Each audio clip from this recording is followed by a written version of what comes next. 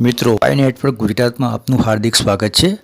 મિત્રો છેલ્લા 2 દિવસથી મોટાભાગના અગ્રગણ્ય ન્યૂઝપેપરોમાં હેડલાઇન વાંચી હશે કે ભારતમાં ક્રિપ્ટોકરન્સી બાન થવા જઈ રહી છે। તદુપરાંત વિવિધ સમાચાર માધ્યમો વિવિધ ન્યૂઝ ચેનલો વગેરેમાં સમાચાર જોવા મળતા હશે કે ભારતમાં ક્રિપ્ટોકરન્સી બાન થવા જઈ રહી છે કે સરકાર તેની પર ચોક્કસ પગલાં લેવા જઈ રહી છે। તો આવો આપણે આજે વિવિધ ન્યૂઝ ચેનલના મંતવ્ય જોઈએ કે હકીકતમાં શું થવા જઈ રહ્યું છે। एक और खबर है जिसने इस वक्त पब्लिक एक बड़े वर्ग को टेंशन दे दी है। आज हर जगह क्रिप्टो करेंसी की चर्चा होती रही क्योंकि सरकार क्रिप्टो करेंसी पर एक बिल लाने वाली है। शायद आपके मोबाइल पर भी क्रिप्टो करेंसी से जुड़ी हुई कोई जानकारी या फिर कोई मीम आया होगा। क्रिप्टो करेंसी पर अफवाहों का बाजार पूरे देश में गर्म है, लेकिन हमने सारे भ्रम दूर करने के लिए आपके लिए एक शॉर्ट रिपोर्ट तैयार की है। 10 मिनट की इस रिपोर्ट में आपको क्रिप्टो करेंसी पर अपने हर सवाल का जवाब जरूर मिलेगा। देखिए हमारी ये special report crypto currency A to Z। 10 crore लोगों के 75,000 करोड़ रुपए दांव पर लग गए हैं। जो लोग क्रिप्टो करेंसी खरीद कर करोड़पति बन गए, क्या अब सरकार के बिल के बाद कंगाल हो जाएंगे? ये वो सवाल हैं जो इस वक्त हर प्लेटफॉर्म पर ट्रेंड कर रहा है। न्यूज़पेपर से लेकर न्यूज वेबसाइट तक, ट्विटर, फेसबुक, हर जगह पैनिक बटन दब चुका है। सवाल यही है कि उन 10 करोड़ लोगों का क्या होगा जिन्होंने औसतन करीब 10-10 हजार रुपए क्रिप्टो करेंसी में इन्वेस्ट किए हुए हैं। दरअसल अब तक तो क्रिप्टो करेंसी को लेकर हमेशा बहुत अच्छी खबरें आती रही हैं। साल 2009 में एक बिटकॉइन की कीमत सिर्फ 36 पैसे थी और आज एक बिटकॉइन की कीमत 42,14,932 रुपए है। यानी इस हिसाब से बिटकॉइन की कीमत 1,17,00,000 गुना बढ़ चुकी है। लेकिन क्या अब क्रिप्टो करेंसी के बहुत बुरे दिन शुरू होने वाले हैं?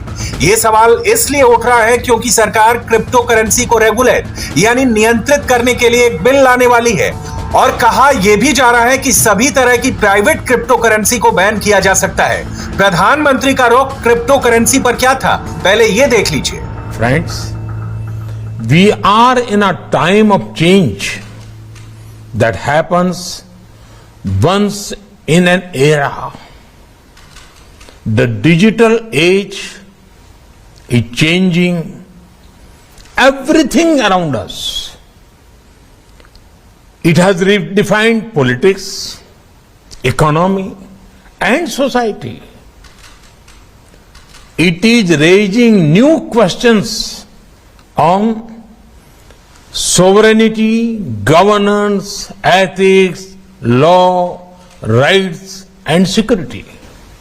Take cryptocurrency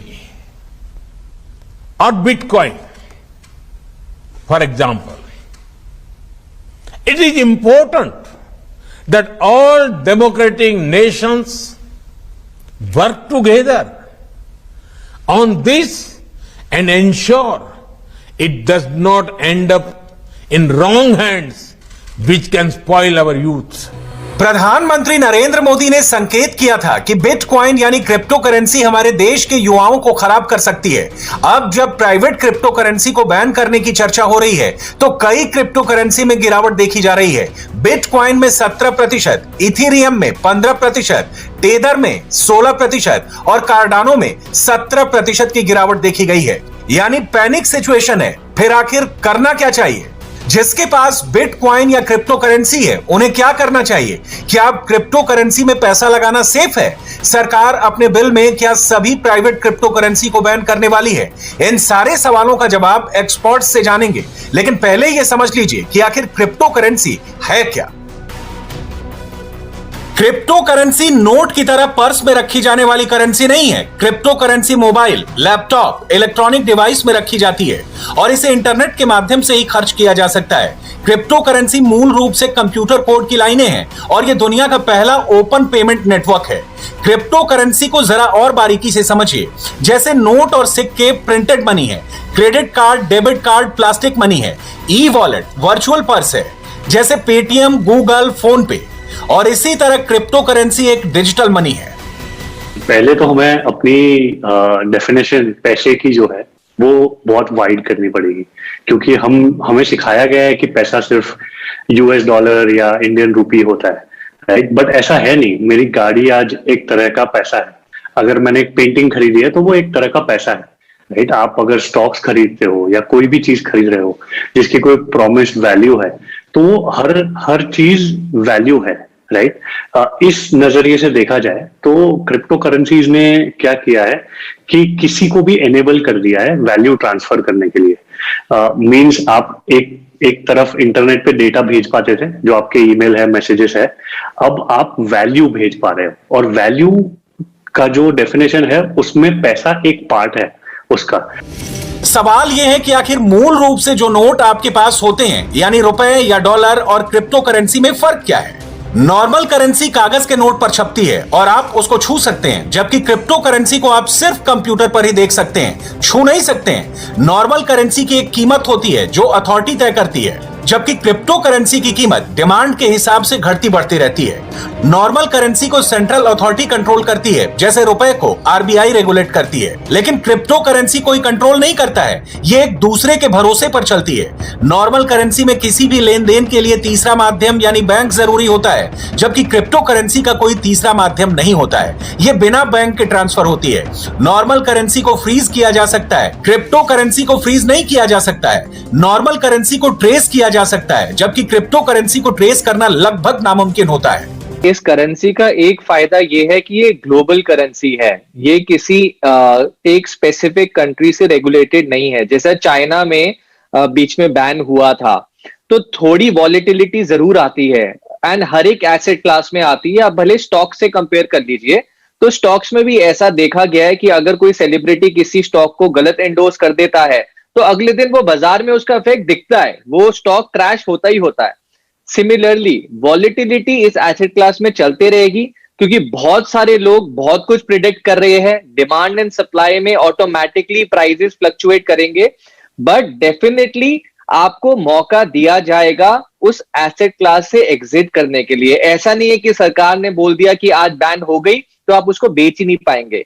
आप एक करेंसी जो ग्लोबली एक्सेप्टेड है उससे डील कर रहे हैं। अब क्रिप्टो करेंसी का इस्तेमाल दो तरीके से हो सकता है। पहला, एसेट यानी संपत्ति के रूप में, जैसा सोने में निवेश किया जाता है, ठीक उसी तरह क्रिप्टो करेंसी भी खरीदी जा सकती है। दूसरा, क्रिप्टो करेंसी का इस्तेमाल रुपए की तरह सामान को खरीदने के लिए करना।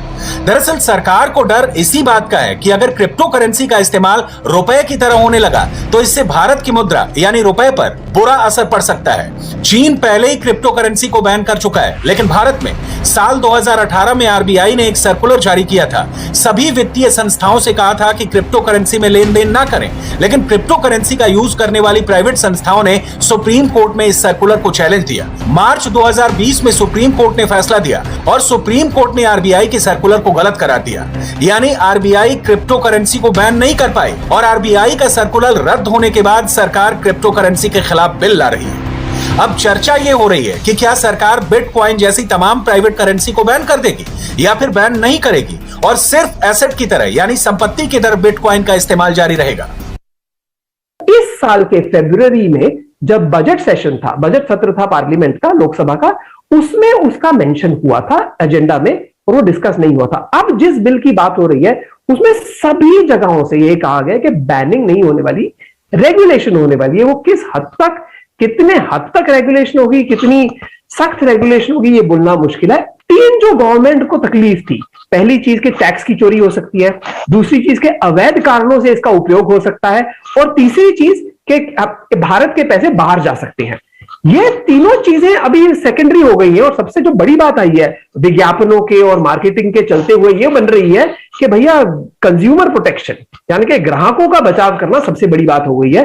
तो ये बिल जो है वो टैक्स को क्लियर करेगी, टैक्सेशन मैटर्स को क्लियर करेगी और ग्राहकों को किस तरह बचाया जाए स्कैम से, धांधलेबाजी से, धोखाधड़ी से, उससे सबसे ज्यादा ये बिल उसके बारे में बन चुका है अभी।